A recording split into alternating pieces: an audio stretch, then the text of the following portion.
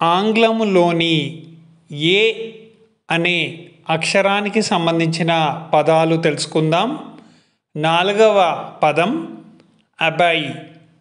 ఈ పదానికి 2 అర్థాలు ఉన్నాయి. ఒకటి పైతృక అంటే ఇంగ్లీష్లో ఫాదర్ అని అంటారు. అంటే నాన్న, తండ్రి ఇలాంటి పర్యాయ పదాలు కూడా ఉన్నాయి. అదేవిధంగా 2వ అర్థం తండ్రి నుంచి వచ్చినది. దీనినే ఇంగ్లీష్లో ఫ్రమ్ ది ఫాదర్ అని అంటారు. అబై అనే పదాన్ని సహజంగా ఇతరుల నుంచి వచ్చినది, ముఖ్యంగా తండ్రి నుంచి వచ్చినది అని చెప్పడానికి ఉపయోగిస్తారు.